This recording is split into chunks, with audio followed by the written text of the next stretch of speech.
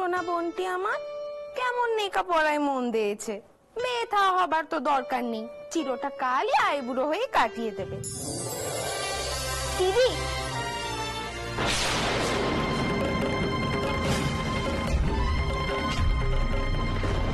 কি হচ্ছে? কি এখানে কি হচ্ছে?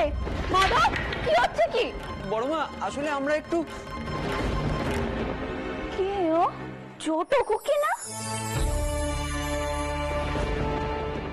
পেন নাম চৌধুরী মশাই, পেন নাম দাস মশাই কিন্তু এসে গেছে। আসুন আসুন দাস মশাই, আসুন, আপনার জন্যই অপেক্ষা করছিলাম। এত সব তত্ত্বের কি প্রয়োজন ছিল বলুন তো? এই কে আছিস? এই তত্ত্বগুলো সব ভেতরে নিয়ে গিয়ে রাখ। যা যা, এই যাও, ওনার সঙ্গে যাও, ভেতরে রেখে রাখো, যাও যা তাড়াতাড়ি যা। এই সব সাবধানে রাখবি। আপনি দয়া করে আসন গ্রহণ করুন দাস মশাই। কলকাতা থেকে সোনাবেড়িয়া তো আর কম দূর নয়। বসুন বসুন বসুন, আসুন বসুন আসুন। বসুন। চৌধুরী মশাই, পথে আমার কোনো অসুবিধা হয়নি। আর তত্ত্বের কথা বলছেন তো, প্রথমবার এলাম, আর এটুকু করবো না? আচ্ছা, আপনার দাদা বুঝি? আগে হ্যাঁ, দাদাই এখন এই সংসারের কর্তা। চৌধুরী মশাই, আমার দাদা বড় অল্প বয়সে গত হয়েছেন।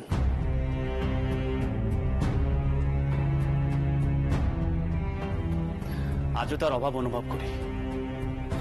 আপনি বড় ভাগ্যবান যে আপনার মাথার উপরে কেউ একজন রয়েছেন।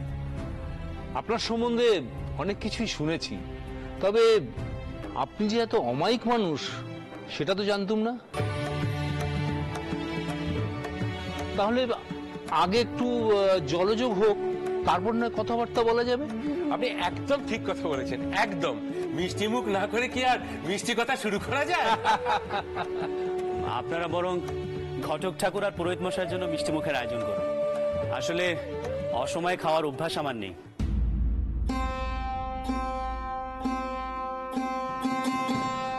তা আমার বিষয়ে আপনারা কি কি শুনেছেন?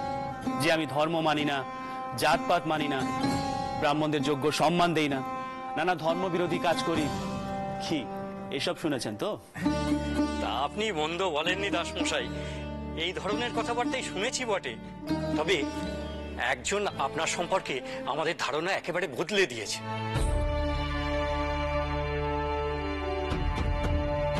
তাই নাকি? তা সে মহান ব্যক্তি কে, যে আমার বদনাম না করে আমার গুণগান করেছেন? আমি তাকে কৃতজ্ঞতা জানাতে চাই। তার সাক্ষাৎ আপনি এক্ষুনি পাবেন। এমনিতে সে কলকাতায় থাকে, তার মারফতই সমস্ত খবরাখবর আমরা পাই। এই কে আছিস? প্যারিকে পাঠা। রাজচন্দ্রবাবু, আপনার হবু জামাতা কিন্তু আপনার গুণমুগ্ধ। ওর মুখেই শুনেছি আপনি কিভাবে রামমোহন বাবুর পাশে থেকেছেন। ওনার দেহান্তের পরে ওনার সমস্ত কাজ এগিয়ে নিয়ে গেছেন।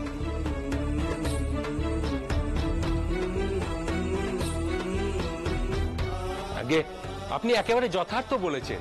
বড় ঘর না হলে আমি সম্বন্ধ করি। বেশ তো, আপনার সম্মান দক্ষিণায় যাতে আপনি খুশি হন সে ব্যবস্থা করব। আর সেসব কথা ছাড়াও এই হাসপাতাল তৈরিতে, ব্যাংকের প্রতিষ্ঠায়, সমাজ সংস্কারে আপনার যা অবদান,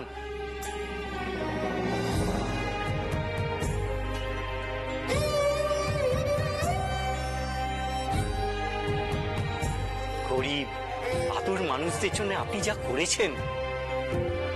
থাক চৌধুরী মশাই, ওসব কথা এখন থাক। আসলে নিজের প্রশংসা কানে এত সহ্য হচ্ছে না। আপনি এমন ভাবে বলছেন আমি যেন মহৎপ্রাণ মানুষ। আসলে আমি তেমনটা নই চৌধুরী মশাই।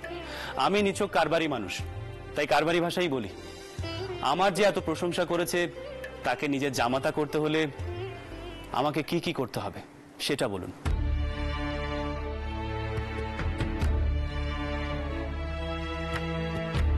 প্যারি, দাঁড়িয়ে আছো কেন? ওনাকে প্রণাম করো।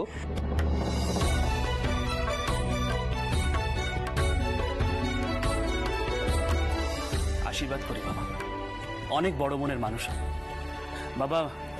উনি শ্রী কৃষ্ণকান্ত ভট্টাচার্য, আর ঘটক ঠাকুরকে তো নিশ্চয়ই চেনো। দাসবাবু, আপনার যদি প্যারিকে কিছু জিজ্ঞাসা থাকে তাহলে আপনি করতে পারেন। না চৌধুরী মশাই, আমার কোনো প্রশ্ন নেই। তবে আমার মেজ মেয়ে মানে কুমারী, আমি তার বিষয়ে কিছু জানাতে চাই, যা প্যারিমোহনের জেনে রাখা প্রয়োজন।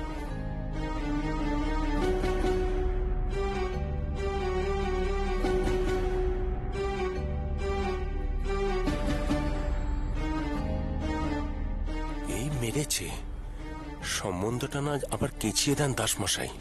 দাসমশাই, মানে আমি বলছিলাম কি, আগে আমি তো ওনাদেরকে আগেই সব কথা বলে রেখেছি।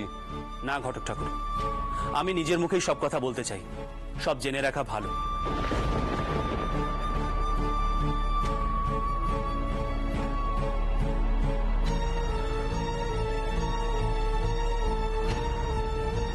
সম্বন্ধের আগে কোনো কিছু গোপন করা উচিত নয়, তাতে ভবিষ্যতে সমস্যা হয়।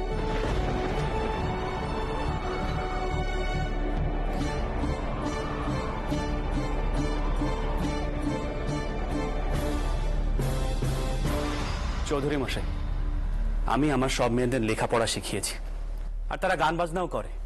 আশা করি আপনাদের তাতে কোনো আপত্তি হবে না। হয়তো অন্দরমহলে এ বিষয়ে একটু কথাবার্তা হবে, তবে আমাদের এ বিষয়ে কোনো আপত্তি নেই।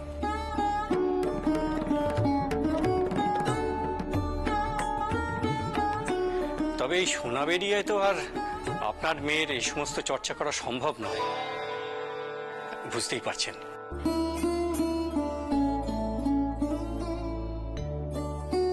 আর তাছাড়া আপনার মেয়ে তো মাঝে মধ্যে গিয়েই কলকাতায় প্যারির সঙ্গে থাকবে, সেখানে অবশ্য কোনো অসুবিধার কারণ দেখছি না।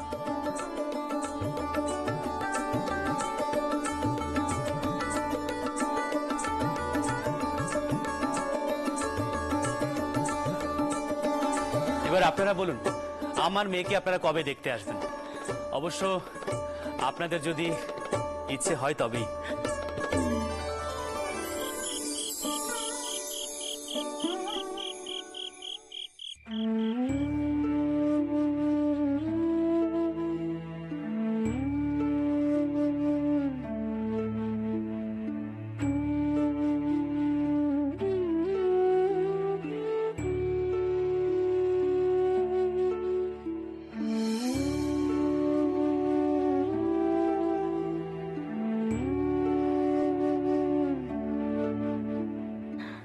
আজ আমি প্রদীপ দিয়ে তোমার আসন সাজাবো, তোমার আসন যেন জল জল করে, তুমি যেন খুশি হও রঘুবীর।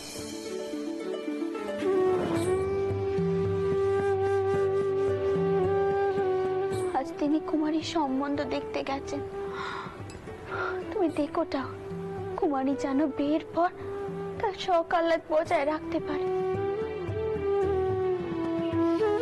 আমিও তিনার মতো চাইনি আমার মেয়েরা বিয়ের পর সংসার নিয়ে পড়ে থাকুক, আর এর বিষয়ে ওর বিষয় নিয়ে চর্চা করুক। আমি চাইনি রঘুবীর, তুমি দেখোটাও, তুমি দেখো তিনি ওদের যে শিক্ষা দিয়েছেন সেই শিক্ষার মান যেন ওরা রাখতে পারে। টাও তুমি দেখো, টাও তুমি দেখো।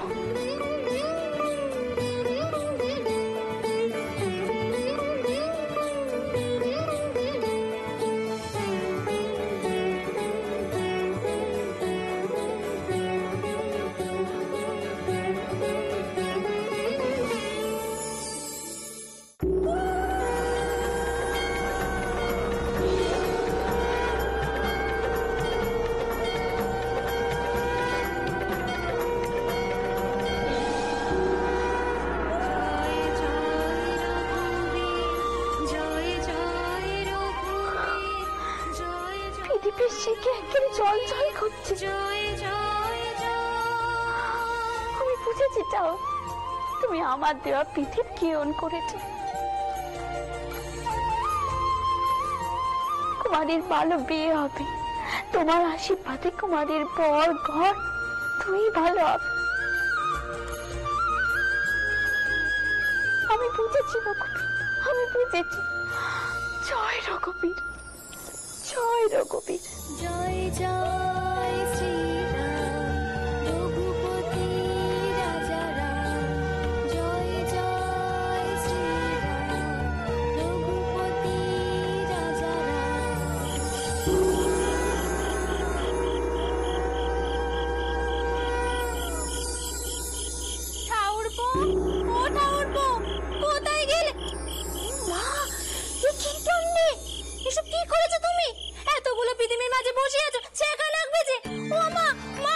শিগগিরই আসুন, দেখুন গদাইয়ের কাণ্ডি।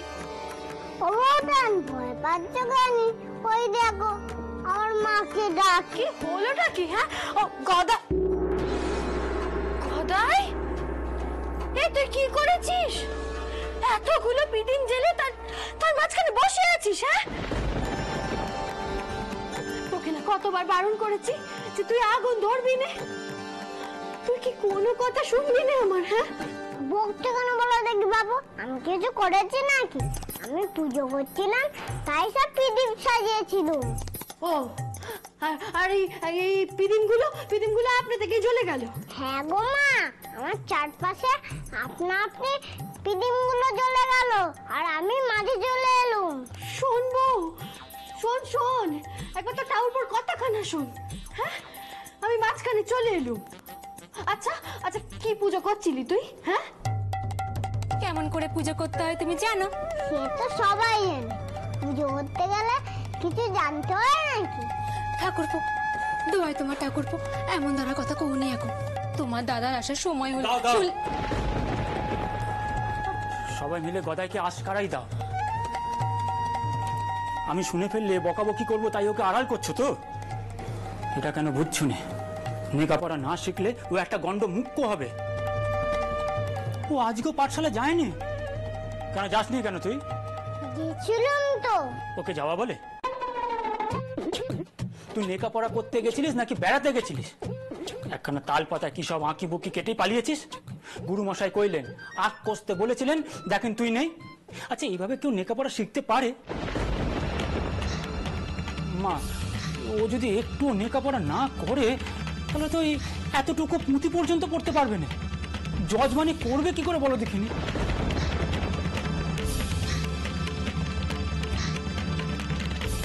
আরে গদাই, তুই কি চাস বল দেখিনি?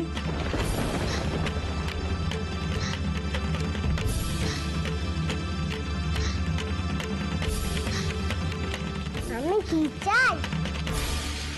আমি মাঠে গরু চড়াবো, মুদ্দি করবো।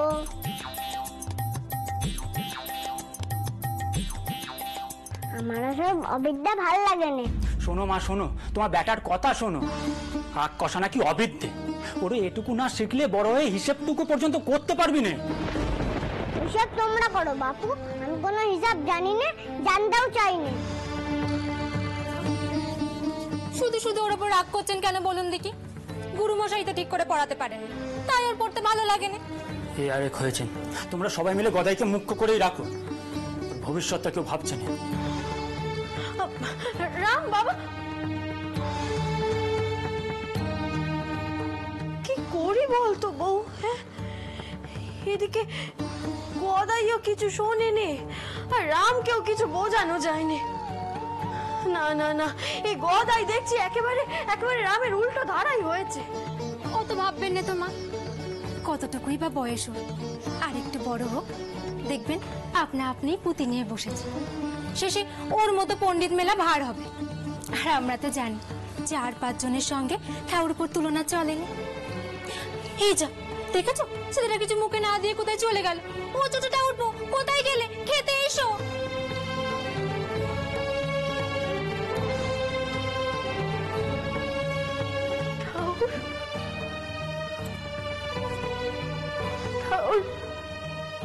তোমার দিনে তুমি জানো আমরা তো মূর্খ মানুষ, আমরা তো শুধু তোমার নীলে বোঝার চেষ্টা করি। সত্যি তো জীবনে কি সব হিসেব মেলানো যায়? চাইনি, যেটুকু শুধু তুমি চাও, শুধু তুমি সেইটুকুই মিলিয়ে দাও গো, সেইটুকুই মিলিয়ে দাও।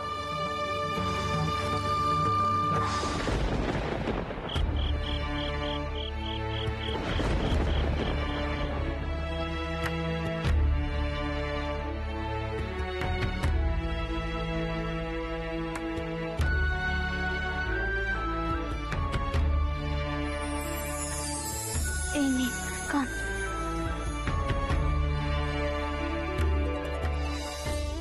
ভাই, তুমি একটু কাবে?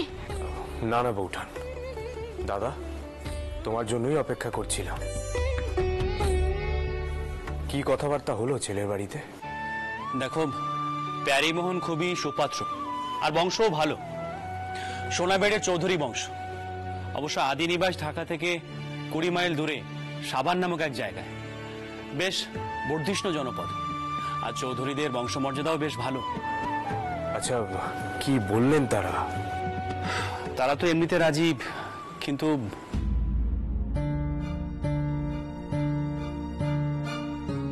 আবার কিসের কিন্তু বাবা? এই তো বললি ছেলে ভালো, বংশ ভালো, তাছাড়া জমিদার যখন, তখন বিষয় সম্পত্তিও তো ভালোই থাকবে। শোন চন্দর, মেয়েদের বয়সও তো বেড়ে যাচ্ছে। কুমারীর পর করুণা, জগদম্বা, সবাইকেই তো তোদের পার করতে হবে।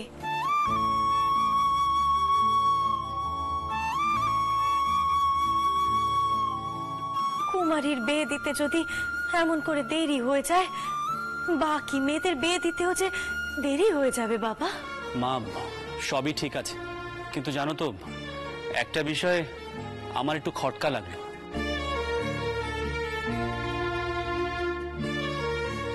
খটকা? কিসের খটকা? হ্যাঁ, তারা জানালেন সোনাবেড়ের বাড়িতে কুমারী গান বাজনা চর্চা করতে পারবে না, লেখাপড়াও শিখতে পারবে না।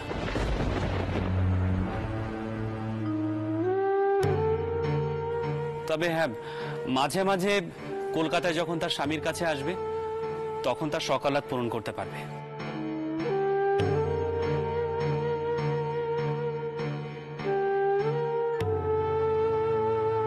আমি ভাবছি যেখানে আমার মেয়ের সকালাদি পূরণ হবে না, সেখানে বিয়ে দেওয়া কি ঠিক হবে? তাছাড়া জানবাজারের বাড়ি থেকে সোনাবেড়ের দূরত্ব তো কম নয়, আর আমার মেয়ে ইচ্ছে মতো তার বাপের ঘরে যাতায়াত করতে পারবে না। তাহলে আর কি, মেয়েদের দূরে পাঠাস নে, ঘরে চৌহদ্দির মধ্যে মেয়েদের রেখে দে। তার উপর মেয়েদের যা শিখকে দিককে দিয়েছিস, ওই চেরোটা কাল মেয়েগুলো ঘরে আই বুড়ো হয়ে বসে থাকবে, আমি বলে দিল।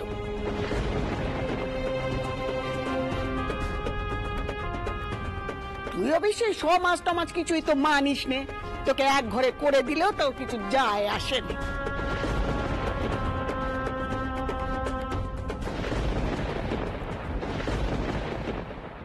ছোট, তোর মনের প্যাচটা এখনো গেল নে। স্পষ্ট কথা স্পষ্ট করে বল দেখিনি, গড়িয়ে নাক ডাকাস নে। চন্দর, তোর ছোট মেয়ে আজ মাধবের কাছে গিয়েছিল নাটি খেলা শিখবে বলে।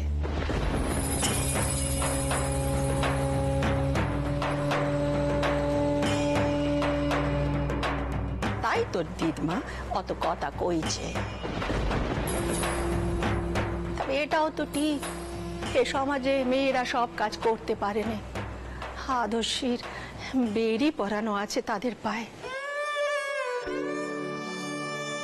তুই তোর মেয়েদের অন্য ধারায় মানুষ করছিস, পদে পদে কিন্তু বাধা আসবে।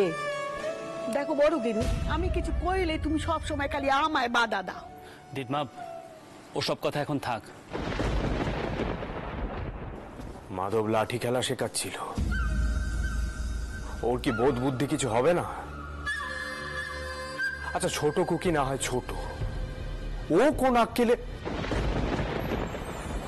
মেয়েটার যদি হাত পা ভেঙে যেত তাহলে? মাধব, মাধব! অভয়, মাধবকে ডেকে কি হবে? সে নিশ্চয়ই তার ছোট বোনের আবদার ফেলতে পারেনি। ওসব কথা এখন থাক। দিদমা, এখানে কথা হচ্ছিল কুমারের বিয়ের প্রসঙ্গে। আপনি শুধু শুধু জগদম্বর বিষয়টা এখানে টেনে আনলেন কেন?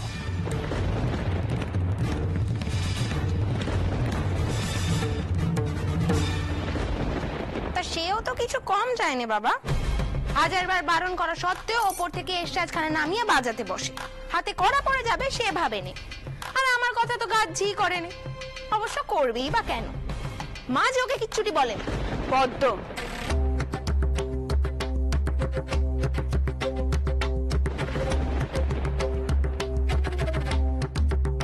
এখানে কথা হচ্ছে কুমারী সৌরগণ্যে। এই বিষয়ে কথা বলার পরেও তুমি সময় পাবে। শুনুন না, বংশ যদি ভালো হয়ে থাকে, পাত্র যদি ভালো হয়ে থাকে, তাহলে কথা এগোননি। ওমা, আপনি কি বলেন?